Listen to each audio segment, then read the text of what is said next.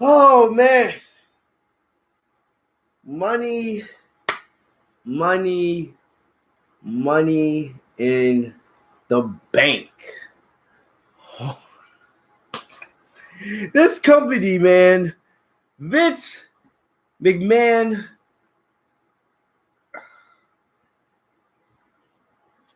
oh man, I don't know. I honestly don't know what to say. I'm sitting here speechless. First thing. Let me start off with this. Money in the Bank was at the XL Center tonight, not too far from where I live. I could have easily been at Money in the Bank tonight. I could have easily been at the XL Center, and I chose not to. Why? Why should I spend my hard-earned money on Vince McMahon when he doesn't give a damn what I think? He proved that tonight. He clearly proved that tonight.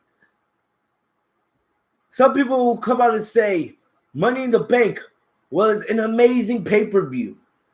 People will come out and say it's one of the best pay-per-views that he was put on in a long time. But at the end of the day, let's be honest. It wasn't.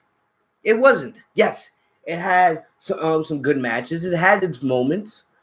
But at the end of the day, it's not better than NXT TakeOver.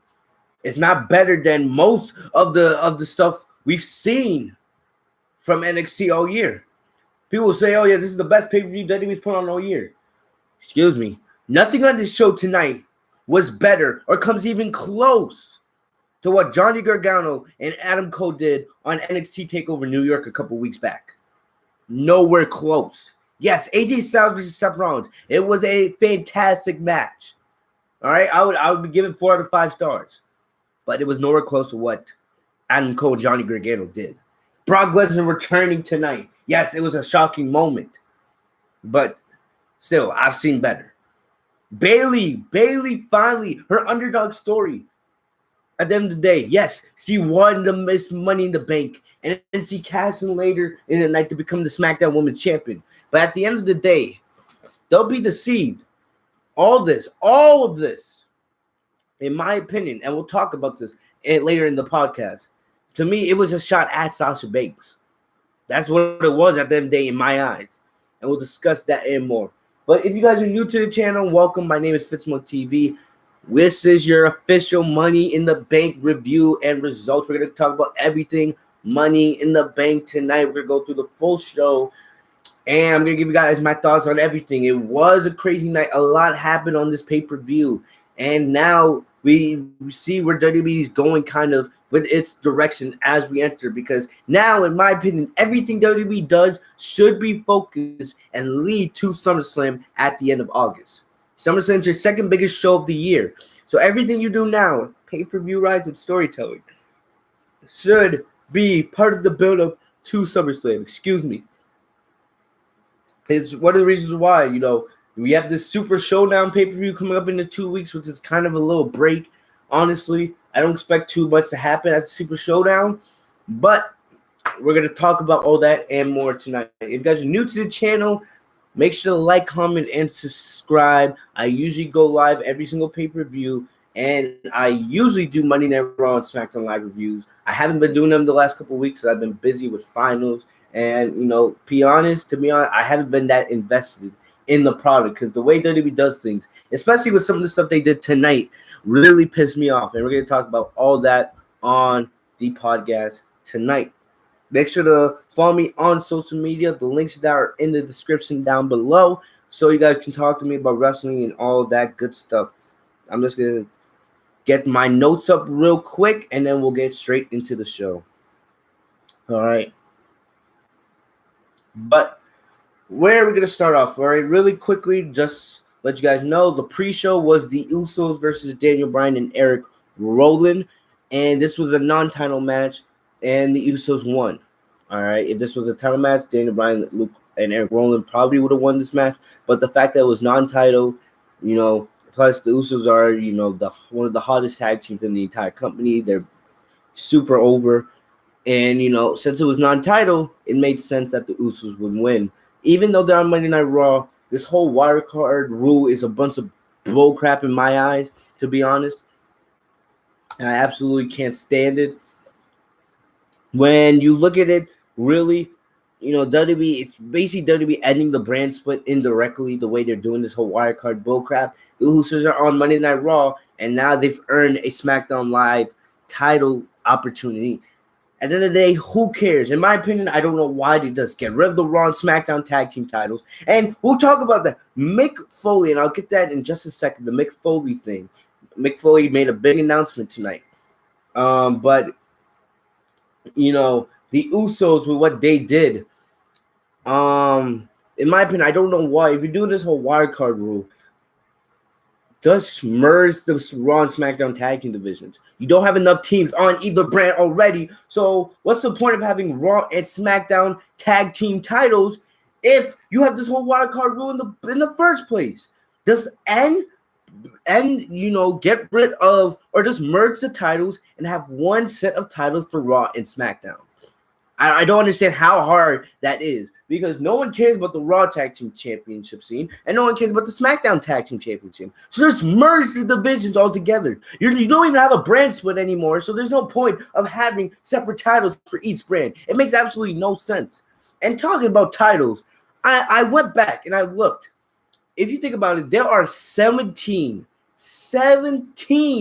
currently 17 WWE championships in the entire company. You have your 2 world titles, the Universal WWE Championship. You have 3 sets of main roster championships. You have the Raw Tag Team Championship. You have the SmackDown Tag Team Championship. You have the Women's Tag Team Championships. You have 2 women's titles, the Raw and SmackDown, the Raw Women's and the SmackDown Women's titles. You have the Intercontinental and the United States Championships. That's another 2 titles, so you're up to 8. No, you're up to 9 basically. Then you have the Cruiserweight title that gives you 10. Then there's 4 titles in NXT. You have the NXT World title. You have the North American Championship. You have the NXT Tag Team Championship. And you have the Women's NXT title.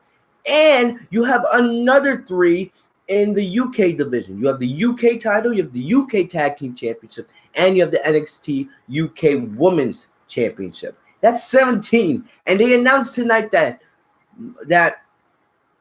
Mick Foley will be live on Monday Night Raw tomorrow night to announce WWE's newest title. You already have 17 titles. You already have enough trouble building up competitors and building up legit challengers for your champions already. Look at the Iconics, for example. They took the women's tag team titles from Sasha Banks and Bayley at WrestleMania. They've only defended the title once since Mania, and Mania was nearly 2 months ago. The Iconics, they don't even have legit competition. The women's tag team division is dead right now. Destroyed, dead. You already have enough trouble with managing all the titles you have right now.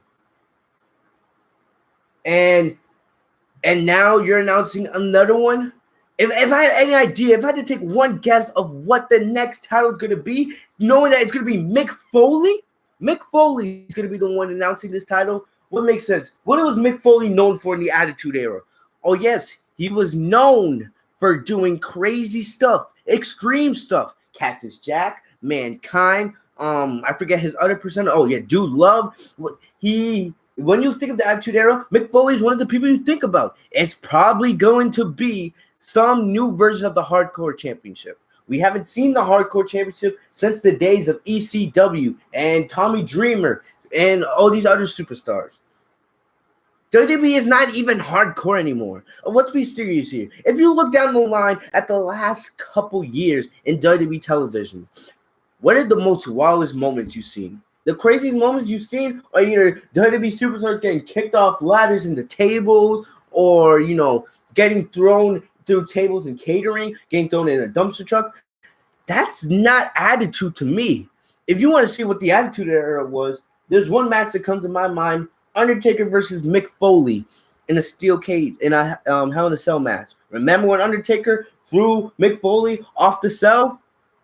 Remember when Ed speared Mick Foley through a table that was on fire? That's extreme. That's hardcore. WWE today is a PG product. What's to tell me that WWE is going to go back to that hardcore era? First of all, WWE doesn't even allow blood on television. Almost anytime there's blood, WWE usually grays it out. So tell me, if you're going to introduce a hardcore championship, because that's most likely the title that Mick Foley is going to be announcing tomorrow, because why else would you have Mick Foley on television? My boy Anthony, you guys remember Anthony, all right? The guy I used to do my wrestling podcast with, The Legit Shoot. He texted me. He doesn't watch WWE anymore, and I miss, doing my podcast with him. But, he had his reasons because the product sucks. And I still don't even understand why I'm still here. But Anthony texted me, a new championship belt will be announced. Are you kidding me? WWE already can't even fit. Legit. Let's be, for example, Finn Balor. What was the last time he defended his Intercontinental Championship on pay-per-view? The only time you really see all of the WWE titles defended legitimately on pay-per-view is WrestleMania, SummerSlam. That's about it. And Night of Champions. Most of the championships can go 2 months without defending. And then you got to add another championship. Why? Honestly, it's legit. Championships these days don't mean anything really in WWE. They really don't, because they're not defended. They're not taken seriously. They just flip-flop. They're like hot potato. Who? Let's give it to this guy. Let's give it to that guy. Like, I don't get it. And WWE, you have enough trouble with your main roster already. What, is a hardcore championship supposed to bring the ratings up? No. What's the most hardcore thing that a hardcore champion is going to do? Hit somebody in the head with a chair? Oh, that's so hardcore. Moose does texting me. Who are the Raw Tag Team Championships? Or who are the Raw Tag Team Champions? Zack Ryder and Kurt Hawkins. When was the last time they defended the Raw Tag Team titles? I think it was the night after Mania against the Revival, if I'm correct.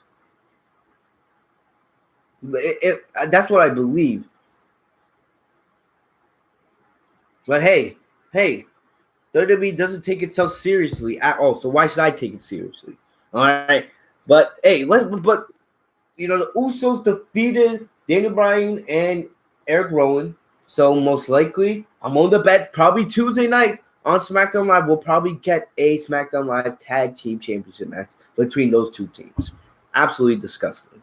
All right. But without wasting any more time, let's get into the show. So the show started off with the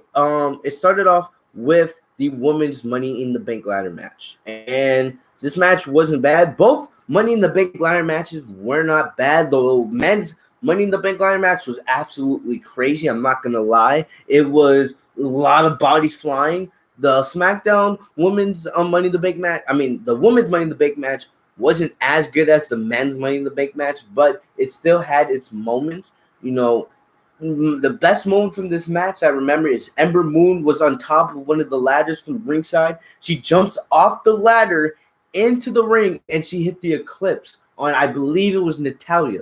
That was easily the best moment of this match. There was also a spot in the match where Carmella got injured. She looked like she injured her leg.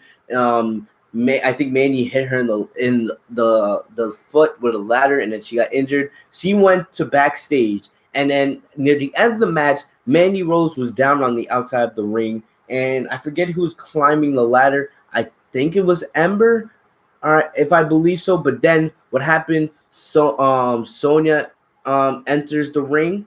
Sonya entered the ring. She tied her hair up. Sonya was not a member of the match. She was just out there supporting Mandy.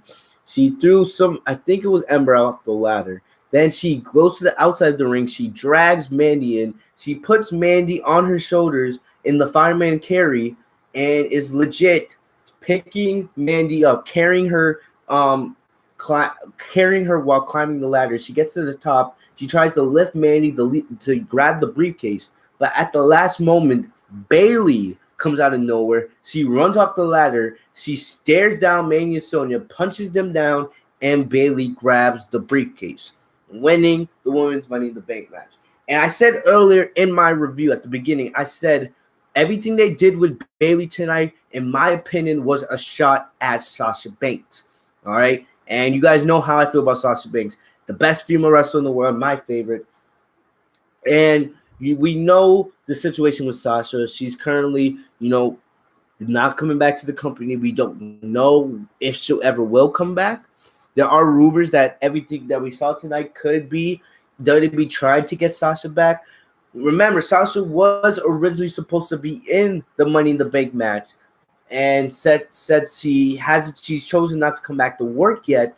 Dana Brooke was her replacement. There was also, rumors saying that WWE would give Sasha the Money in the Bank briefcase if she came back, but I guess Sasha believed it wasn't enough, and Sasha shouldn't come back. All right, the women's division is absolute garbage right now. Absolute garbage. Bayley winning this, Money in the Bank briefcase, yes, it was a great moment for Bayley, and I'm not going to sit here and say she doesn't deserve it at all, because Bayley's one of the hardest working performers in the women's division. She's one of the 4 horsewomen, and she definitely deserved it. But I believe that they were gonna have Mandy Rose. Usually, when I look at the Money in the Bank, I usually look at Money in the Bank as a match where it's meant for heels. Because usually when you have like the Royal Rumble at the beginning of the year, they usually set aside the Royal Rumble for the they set aside the Royal Rumble for baby faces to win, and then when it comes to Money in the Bank time later in the year, that's usually reserved for heels to win. But they decided to have Bayley win, which I don't complain, but I feel like they're just taking a shot at Sasha. Like, hey Sasha, you don't want to come back? Let's give it to your friend Bayley. And I saw Sasha's Twitter. Sasha did tweet congratulations to Bayley when she won the Money in the Bank, and it was a great moment, and I'm happy for Bayley. But that wasn't all Bayley had planned for tonight, and we'll get into that a little bit later in the show. But after this, the next match we had for the United States Championship, we had Samoa Joe going up against Rey Mysterio, and basically what happened here in this match was very, very short. If you guys remember their match at WrestleMania, Samoa Joe defeated Rey Mysterio in I believe it was under a minute. I think it was 40 seconds. It was super short, right? Legit. Right as the match started, the match ended basically, and it was because he put what's his name? Joe put Rey Mysterio in the Coquina Clutch. Tonight they had the reverse of that. There was a moment in this match where Rey hit Samoa Joe with a seated Santon, and basically the match really ended when Rey Mysterio kind of rolled up Samoa Joe, and it wasn't really a roll up in a way, but it was a quick pin. But the thing about it is, it was a quick 1, 2, 3. But the thing is, Samoa Joe, his left shoulder wasn't down, so Samoa Joe was very surprised. Even Rey Mysterio was very surprised that he won. But Rey Mysterio, this makes Rey Mysterio, I believe, a Grand Slam champion, because this was his first ever United States Championship victory, which I was surprised. I felt like Rey won the title earlier in his career, but I guess not. But Rey wins the United States title. His son Dominic came out to celebrate with him. But then Samoa Joe, it looked like he suffered a bloody nose, because he was bleeding all over after that seated Santon by Rey.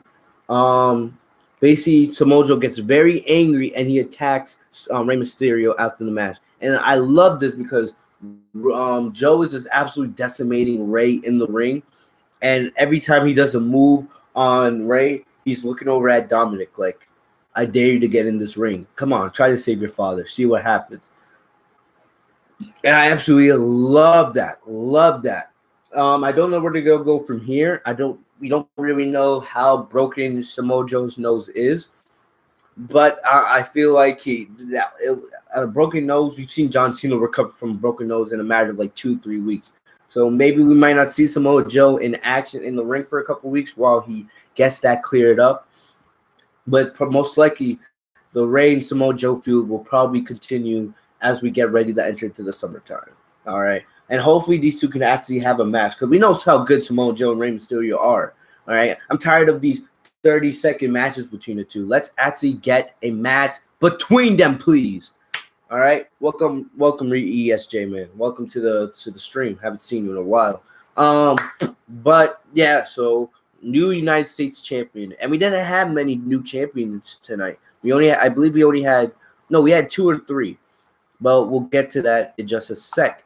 So after this, we had the steel cage match between The Miz and Shane McMahon, and I didn't really pay attention to this match. To be honest, for a lot of the show, I was paying attention to the Bucks and Raptors game that was going on. I had the WWE Money in the Bank in the background, but I was paying attention to what was going on.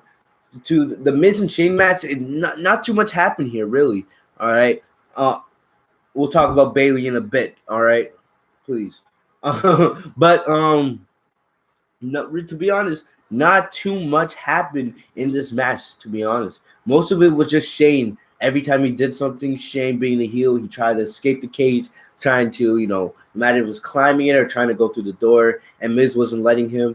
Basically, there was a point where Miz did a skull-crushing finale on a chair, which should have ended it, but, Shane was able to put his foot on the ropes at 2.5. But the thing about it is, a steel cage match is supposed to have no disqualifications. The only way you can win the match is by pinfall, submission, or by escaping the cage.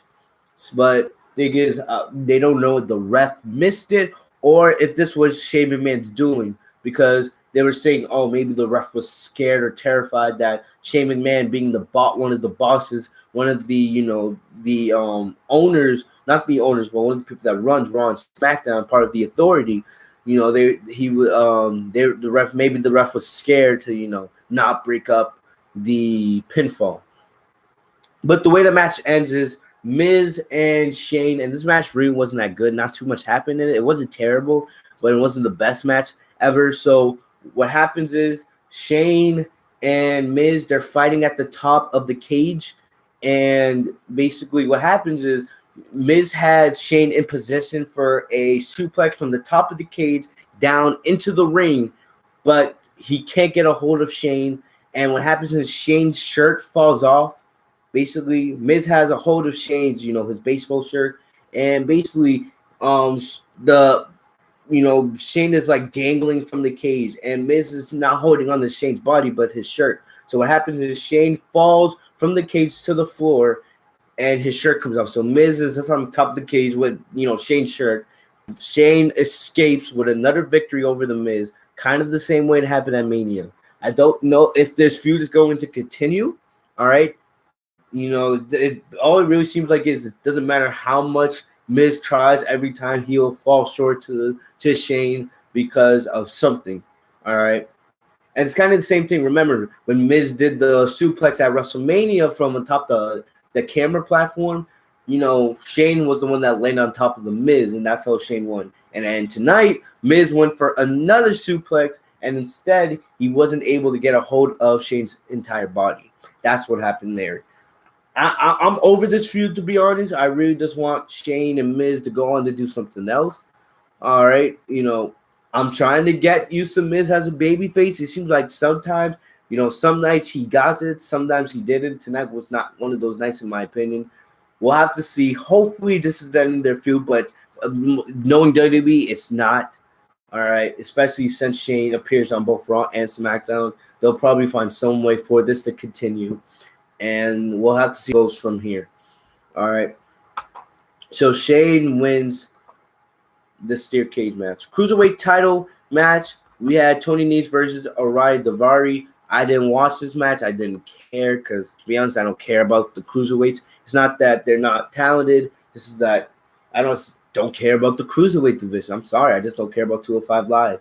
In my opinion, I don't understand why they just don't take these superstars and just put them on Raw and SmackDown.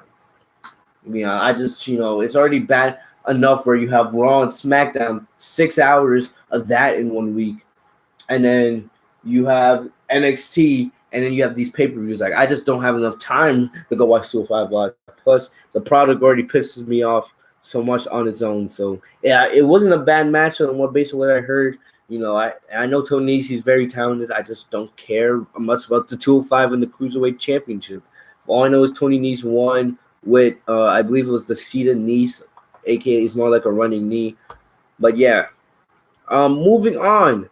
Now we're gonna get into the women's championship situation. So Becky Two Belts, aka Becky Lynch, she defended her title twice tonight. We all know she was set to defend the Raw Women's Championship against Lacey Evans, and then she was also set to defend the SmackDown Women's Championship against Charlotte. And I'm probably gonna get pissed off here, so just let you guys know. So basically, what happens here is Becky comes out, and Lacey Evans came out in this new green attire, and it was kind of cool. Lacey Evans had this green sparkly attire, and on her wrestling boots, she had pictures of her. Basically had these like little, I don't know, like pistols or like cannons, these mini pistols or cannons, whatever you want to call them, and they would shoot up like paper money. And on the paper money, you would see like picture of Lacey Evans on it. So not bad. And I'm not gonna lie, I'm not a big fan of Lacey Evans, but she is talented. She's definitely talented. She showed me some pretty cool moves tonight. But basically this match wasn't bad, but the whole time I really thought Becky was gonna win. I already knew that. Becky won this match by disarm her. And basically, as she's exiting the ring, I knew this was going to happen, all right? I knew Becky versus Lacey Evans would happen first. The way it was set before is they were planning to do Becky versus Charlotte later in the night, but I knew that was going to go down. I knew they were going to have Becky, defend the title once, go backstage, and then come back out later. I knew they were going to do, both championship matches simultaneously. And I also knew that Becky was most likely not going to walk out with both belts because why would she walk out with both belts? If you're not merging the women's division and creating one belt, what's the point of having Becky defend two championships every single pay-per-view? I love Becky Lynch, but she has kind of cooled off since Mania. WrestleMania with the whole Ronda Rousey and Charlotte situation was her peak, and she hasn't really done that much since. And I don't blame her. It's mostly I blame more Vince and the WWE writers for not making this interesting. And Moose has texted me. I'll tell you guys what Moose texted me in just a second. But basically what happens is Becky, she's exiting the ring, she celebrating with the fans, preparing to go backstage, and then Charlotte's music plays. Charlotte comes running out saying, "Whoa, where are you going, champ? You got another match." Instead of doing the match later in the night, Charlotte's like, "Why would I give Becky any time to recover? Let me attack her while, she's tired and exhausted from her first match." Charlotte's been saying Becky's been, biting off more than she could chew, and that's true. But what happens is Charlotte goes in the ring, and, basically Becky's like, "Oh, I should have knew this would have happened." And then Becky versus Charlotte happens. Becky versus Charlotte was a shorter match than Becky versus Lacey. Basically, Charlotte just attacked Becky because Charlotte was 100% fresh. And basically the way the match ended is, I remember Lacey Evans comes out of nowhere. She distracts Becky, and basically this allows Becky to get distracted. And I believe Charlotte hit the natural selection on Becky. 1, 2, 3. Charlotte is the new SmackDown Women's Champion, making her a 9-time. Think about this, a 9-time women's champion.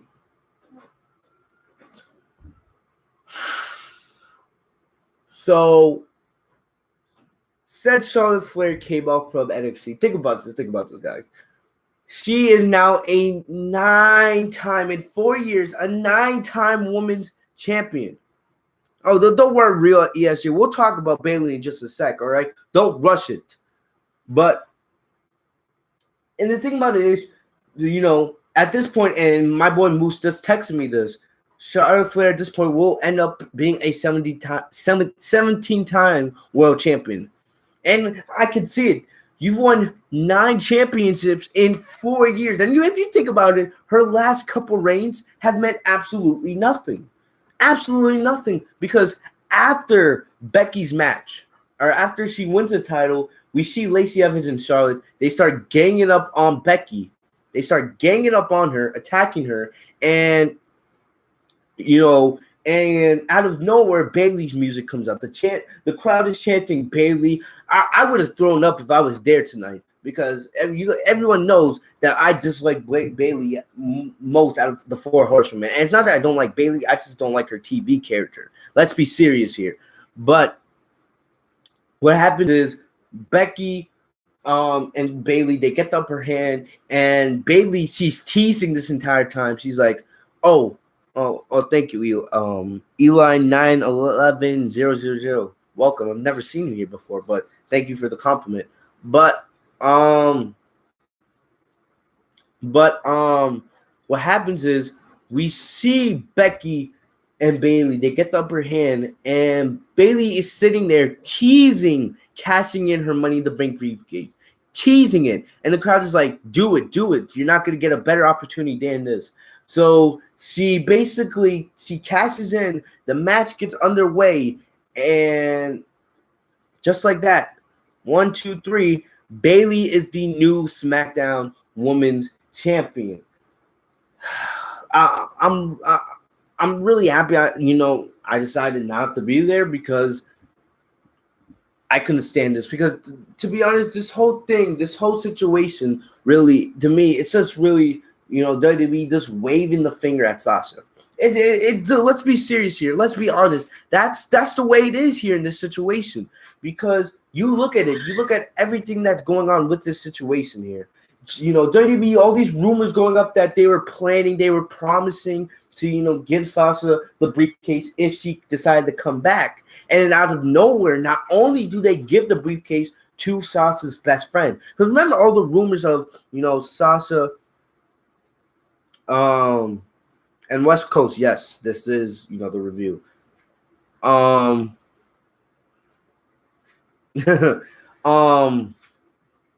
But everything they were teasing here with this entire situation, not only remember the rumors from Mania where they said, Sasha and Bayley throwing this temper tantrum in the locker room after losing the women's tag team titles.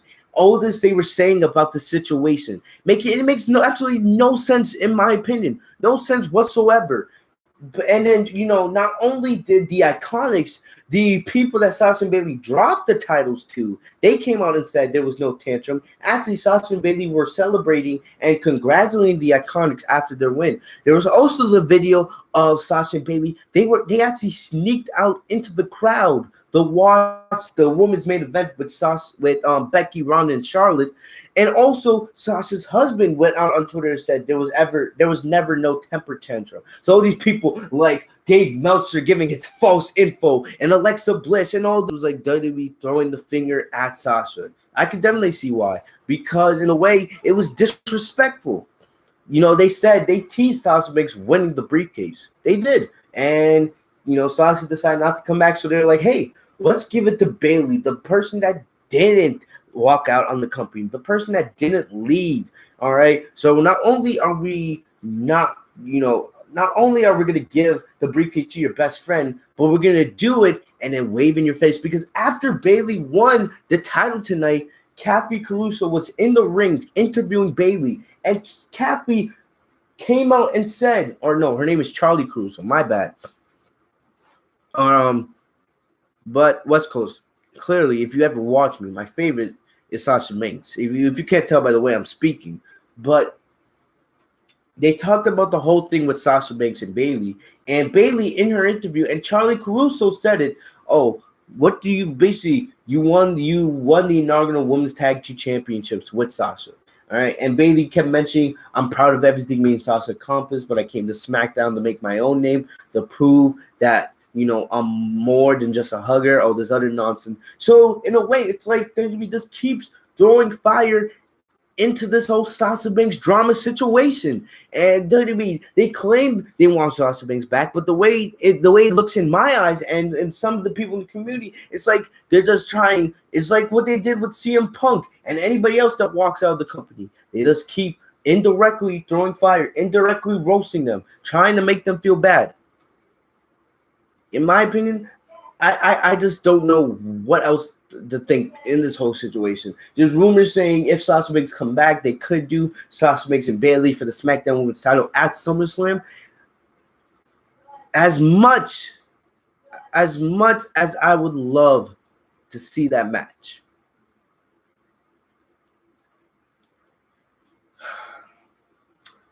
they're never going to do it. They're never going to do it. They won't do it. Why would they do it? You think if Sasha Banks is to come back, they're going to congratulate her, they're going to reward her with a SmackDown Women's Championship opportunity at any pay-per-view, especially the second biggest show of the year in SummerSlam? Do you guys honestly think that? I don't, because why would they? They wouldn't. If Sasha Banks ever comes back, she's going to be buried worse than she ever was. And that is just straight facts. I'm sorry. All right. And that's coming from one of the biggest Sasha Banks fans in the entire world. I just have to be honest with you guys. All right. I want what's best for Sasha, but if it's WWE's not going to treat her like the best female wrestler in the world, she shouldn't come back. She shouldn't come back. I would love to see Sasha Banks and Bayley tear down the house. Sasha Banks and Bayley at SummerSlam, that's easily, in my opinion, would be the best women's match of the entire year on WWE television. They could recreate that magic that they had at NXT TakeOver Brooklyn all those years ago. And I also heard things tonight that Bayley's going to be set to turn heel because, yes, even though Bayley won tonight, you know, what Bayley did is going to get her a lot of heel heat, especially since, you know, everyone wanted Becky 2 belts to have a long reign. I don't know what this is going to be. I would love to see a Bayley heel turn because I don't like Bayley because of her in-ring character. She's great in the ring, but her in-ring character just really makes me mad. And I hope WWE knows what they're going with this. I hope they actually have a plan, and we'll have to see where it goes from here. Eli 91100, I appreciate it. Welcome to the family. Welcome to the Fitzbunk TV family. All right, I'm gonna take a really quick break. I'm gonna grab my charger because you know my laptop's dying.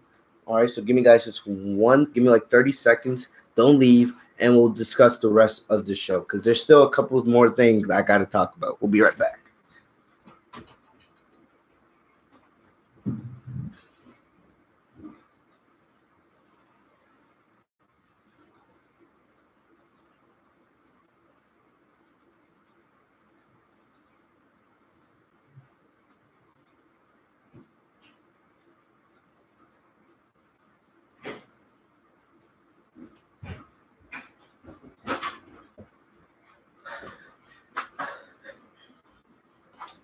Alrighty, sorry about that, guys.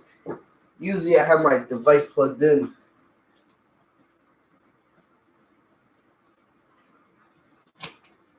All right, that's better. Woo.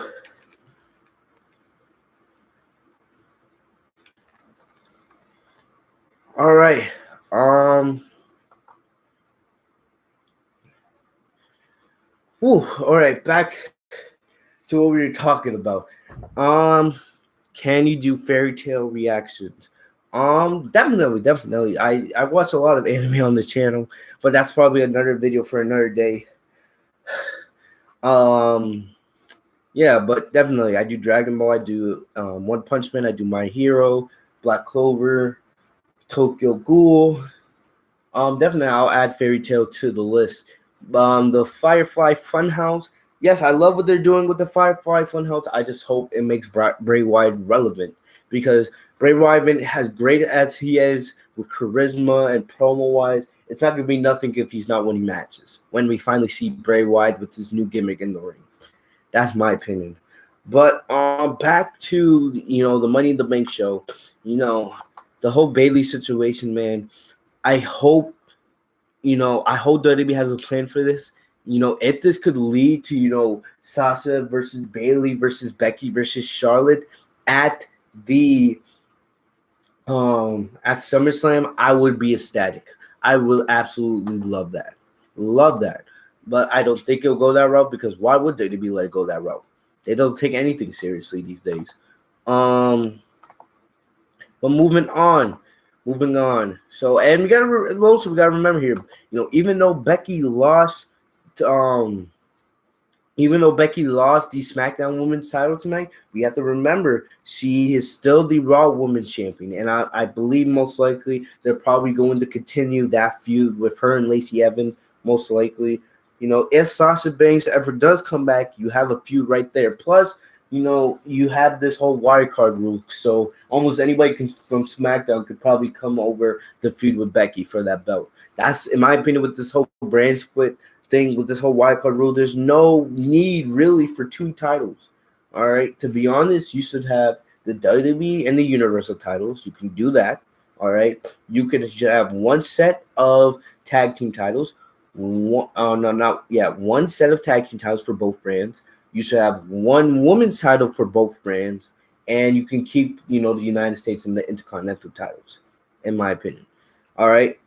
Do I think Sasha will go to AEW? I would love Sasha Banks to go to AEW. She would easily be the best woman superstar on that brand.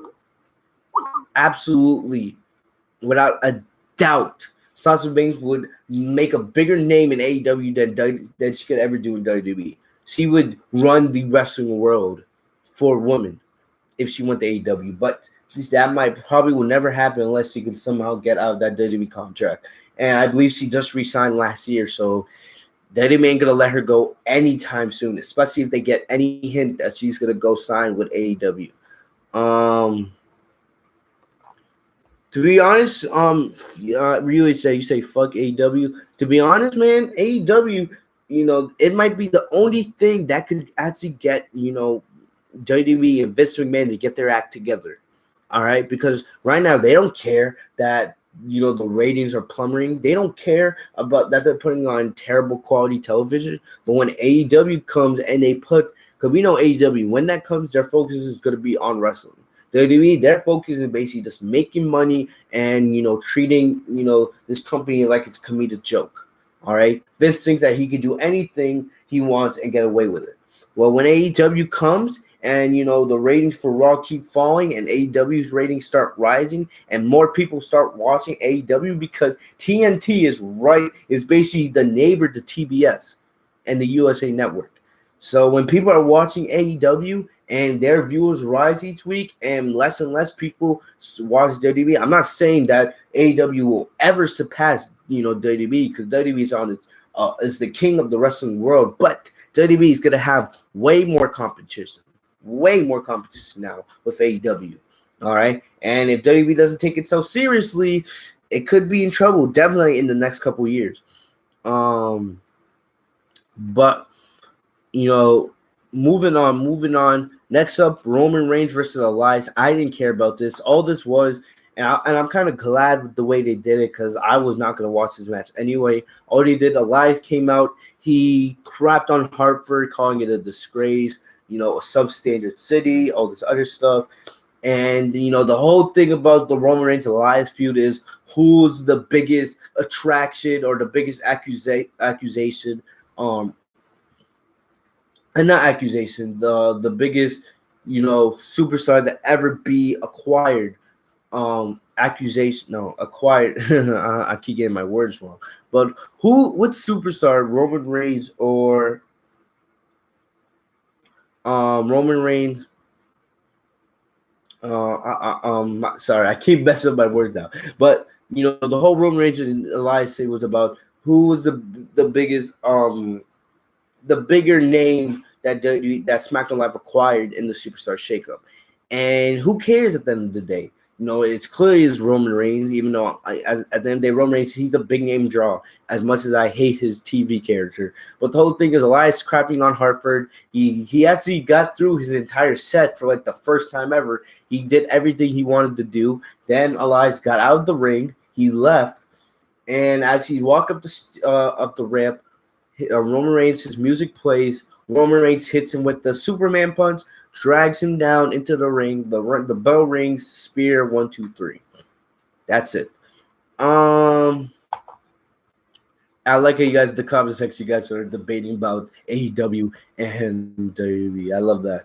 Also, another thing is, and I didn't care about this at all, but the Lucha House Party came out. I can't stand the Lucha House Party as is, but the Lucha House Party came out, and basically, Lars Sullivan came out, and, we all know Lars Sullivan, he's been in the news the last couple of weeks. They fined him $100,000, and they sent him to, I don't know what it was it anger management or something like that? I don't remember what the other consequence was, but this was because of some comments that Lars made on message boards this was basically years ago. He made these comments on message boards, and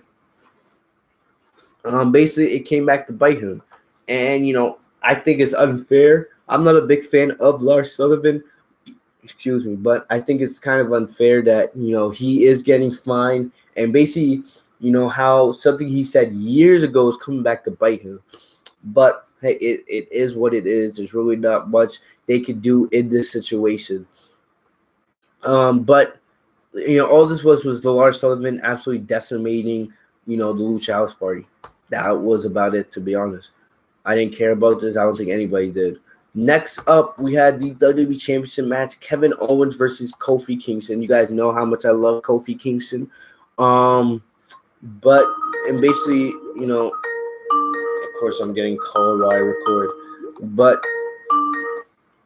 the whole thing here is, Kevin Owens, we all know he basically snuck his way into the New Day just to basically, try to destroy it from the inside out, turning on the New Day just like that.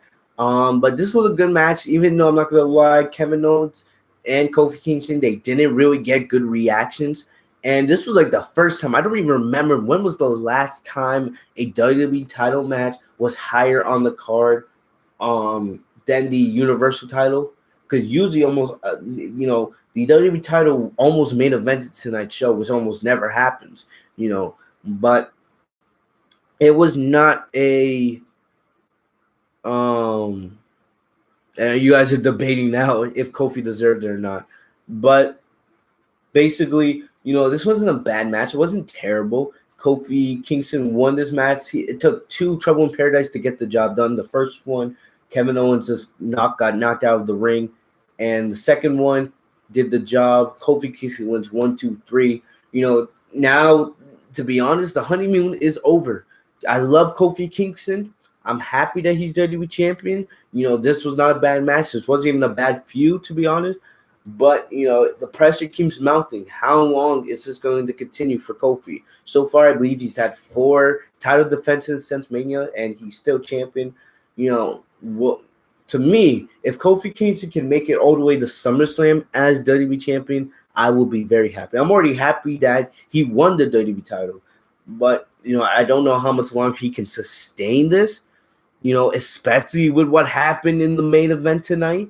It looks like they're setting up. It looks like we now know who's going to be the guy to take the title off of Kofi. For the last couple of weeks, I've been terrified, absolutely terrified, that it was going to be Roman Reigns. Oh my gosh.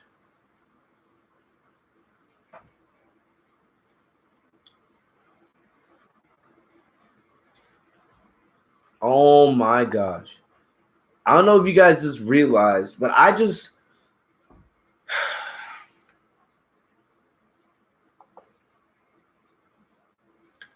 realized what. Oh my gosh, Vince.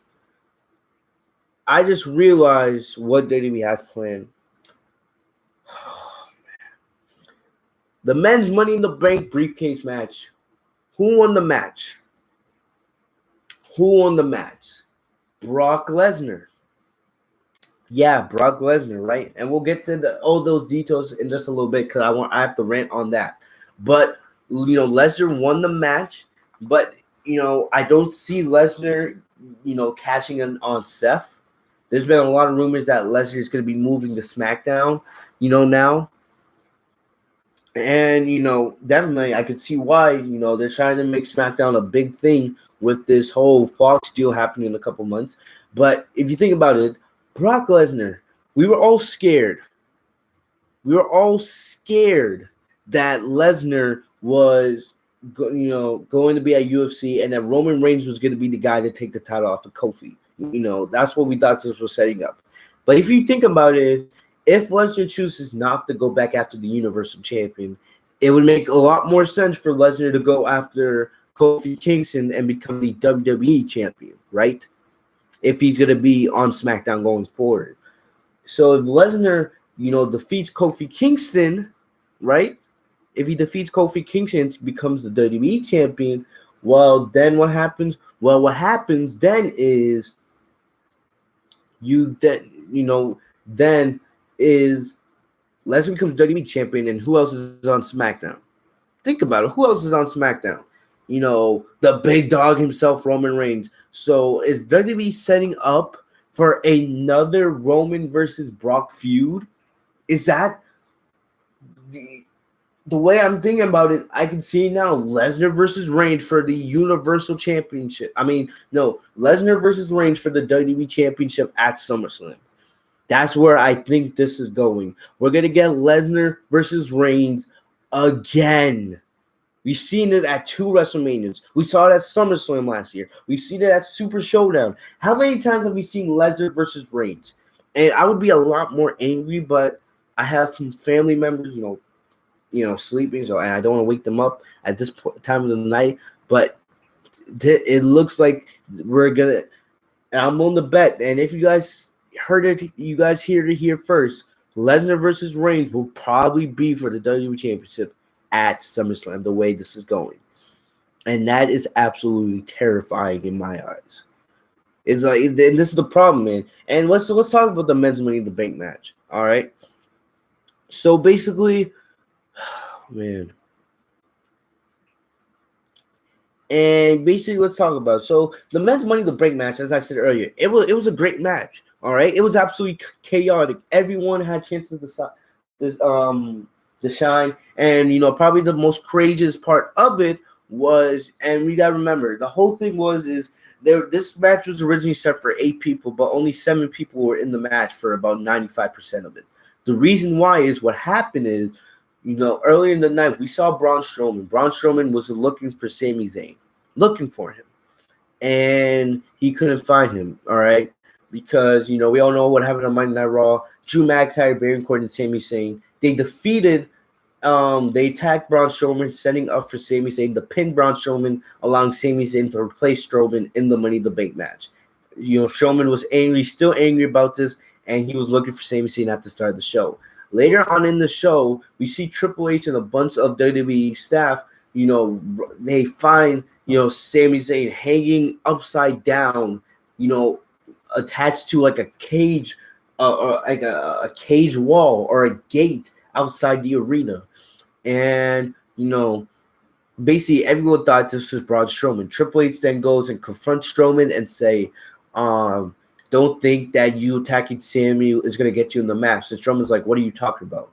And, Strowman would definitely be the most, suspicious suspect. He would be the prime suspect in this situation since he was looking for Sami Zayn all night. And we know Strowman when he gets angry. But the thing about it is, it was not Strowman. Strowman was very it was not me. But Triple H's like, yeah, I don't believe you. And what Triple H does, he basically sends Strowman home. He's like, I'm not going to get security out of you. I'm not going to have you arrested, but I'm just going to ask you to leave. Strowman's like, whatever. All right, Strowman leaves the arena. But basically, the men's Money in the Bank match goes on, and it was a hard-hitting match. There was a lot of crazy stuff. There was a point where Drew McIntyre was taking out everybody. Claymore kicked Corbin. There was a point where he legit threw Ricochet outside the ring onto a ladder, snapping the ladder in half. I think he hit like a devastating suplex on Finn Balor onto a ladder. I remember Corbin choke slammed. I don't know if it was Ricochet, but I think it was Andrade. All right, Andrade probably had the craziest part of this match. Andrade did a sunset flip powerbomb from the top of the ladder on the Finn Balor through a through a ladder. And the fact that Finn Balor got up was absolutely, I couldn't believe my eyes. That should have killed Finn Balor. Because the thing about it is, afterwards, Finn Balor, after his back hit the ladder, he like legit, the ladder sprung him back up. So he hit the ladder not once, but twice. One of the craziest moments of the entire year. All right. Easily the craziest part of this match.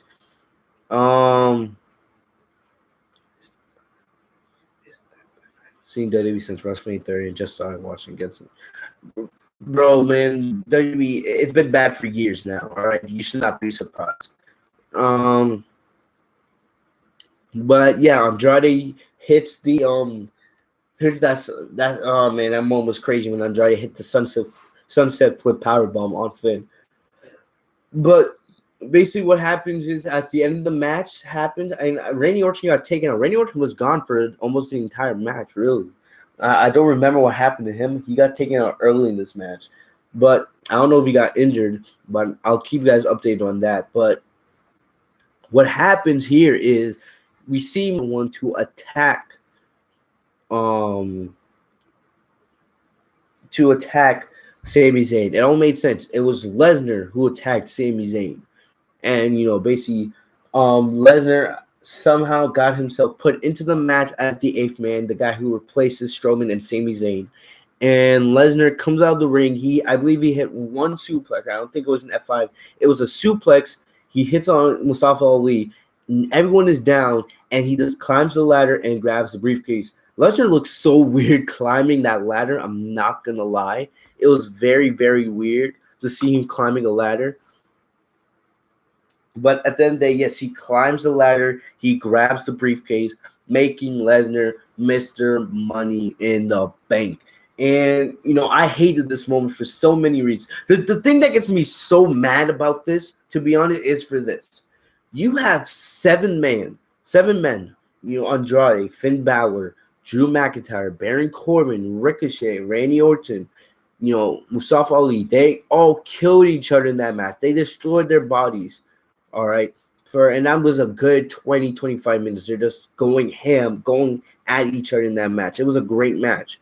All right. So some crazy thing. They're killing each other in that ring. All that for not one of them to win. All right. My pick, I thought it was going to be Andrade because there's been lots of rumors that Andrade's set for a big push. But the reason why they haven't put Andrade in the main event going after the WWE title is because they want Andrade to start, they want Andrade to improve his English first. Because Andrade, most of the time he's always speaking Spanish, and they want him to get better at English before they give him that major push, which makes sense in my eyes. But hey, I thought it was Andrade or Ricochet was gonna be one of those two, or Drew McIntyre. I thought it was gonna be one of those three that was gonna win. Andrade was my pick, but never did I think Lesnar was gonna come back because and the thing is, Lesnar's not going back to UFC because Lesnar, if you guys haven't been watching the news, Lesnar spoke to Dana White and he's retired from UFC.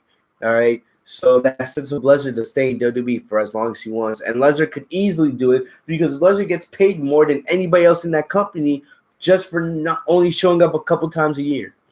The thing about it is that doesn't make sense. That pisses me off is one, Lesnar didn't do anything that match. All those men killed each other for 20 to 25 minutes just for Lesnar. And yes, Zelina Vega could translate. I see your comment, bro. Yes, Zelina Vega. One of the reasons why Zelina is with Andrade is Zelina's really good on the mic, and she's a really good manager. It takes a lot of pressure off of Andrade. But they want to sooner or later, Andrade's going to have to, get better. I'm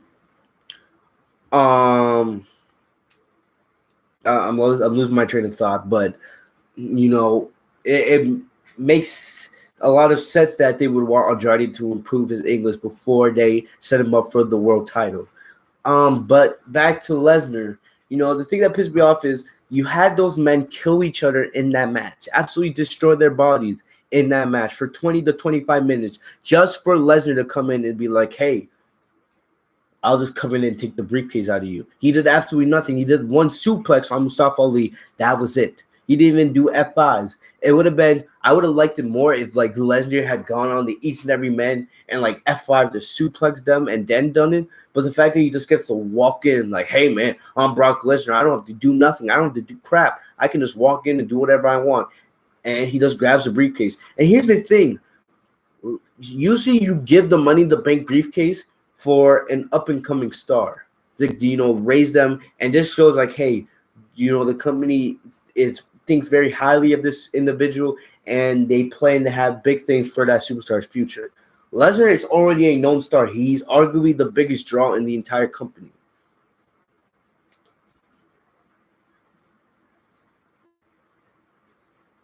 Like, come on. Lesnar doesn't need the briefcase.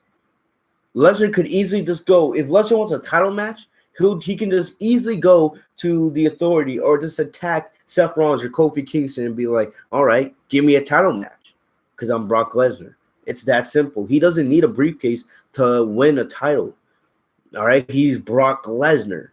So giving him the briefcase is kind of a waste. And I think it's most likely that it's going to be given to Lesnar to become WWE champion on SmackDown. That's why I think they're going to go with that. We'll have to wait and see. They can easily go with Lesnar and Rollins again, but I think it's most likely going to be Lesnar and Kofi since the Lesnar versus Rollins story has been told already.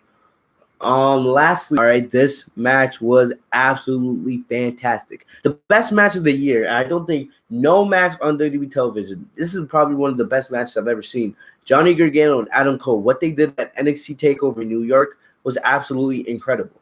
All right. There's some people saying, oh, yeah, this match was better than that match tonight. No, it wasn't. Adam Cole versus Johnny Gargano was one of the best matches I've ever seen. All right. It was a 5.5 match. It was over 5 stars. That's how good it was. It was absolutely fantastic. I don't want to hear any of this. Oh, Styles versus Rollins would be better. No, Styles versus Rollins was great. All right, at the end of the year, all right, when we look back, we'll remember Styles versus Rollins as one of the best main roster matches all year. Was it the best main roster match all year? It might have been. I would have to think. I would have to go back and look. But it was an incredible match, all right, incredible. You know, the action was nonstop. They just keep going at each other. And, you know, you guys know AJ Styles is my favorite male superstar. I love him. You know, and I'm not surprised they went with Seth winning. I had Seth winning this match. You know, as much as I don't like AJ being pinned clean, it made sense because Seth Rollins, he just won the Universal Championship. You don't have to give the title to AJ right now. You can give the title to AJ down the line when, you know, you want to move on from Seth. But Seth just won the title at Mania. Seth needed to win this match more than AJ needed to. All right? You're setting up Seth to have a long run as the face of Monday Night Raw with that championship. There was no way that Seth was going to lose that title in any way tonight, unless it was like Money in the Bank. All right? There was only 2 ways that match was going to end. Either Rollins was going to win that match clean, or I thought there was going to be maybe some kind of interference, possibly by maybe the club or Lesnar or something like that. But Rollins win this match clean. This is a WrestleMania dream match in a way. It's a WrestleMania match. It's a SummerSlam worthy main event, but they absolutely killed it. And, you know, if I had decided to go to Money in the Bank tonight, it probably would have been just to see this match live. All right. You know, I didn't go, but I was definitely considering it just because I wanted to see that match live. But it was a great match, fantastic. They absolutely killed it. And I'm going to say this, I got to give credit to Michael Cole. I'm not the biggest fan of Michael Cole, but he killed it on commentary tonight during commentating that match. He did a great job commentating that match. You know, and I kept imagining if more when Narlo was calling that match, but it is what it is. Styles versus Rollins killed it. Is this the end of their feud? I've heard rumors that they're setting up Styles versus Baron Corbin for the next pay-per-view. You know, maybe we'll see Styles versus Rollins down the line again. You know, maybe at SummerSlam. You never know. I just don't think Styles is going to be Universal Champion right now. I feel like maybe later in the year, near the end of the year, then we could see Styles as Universal Champion, but just not right now. There's no way you're taking the title off Rollins right now. All right. I love Oh, and I agree with you. All right, no, JR and Jerry King Lawler, the best commentary duo of all time. Nothing is better than good old JR calling a WWE title match. All right, no way. Just go watch the Attitude Era. But this was a great match. Absolutely loved it. It'll definitely be one of the best matches of the year when we go back and look at it. But yeah, other than that, that's about it. Really, that's about it for Money in the Bank. At the end of the day, as we look at it, it wasn't the worst pay per view in the world. It had its moments. Definitely, Ron versus Styles was the best match of the night by far.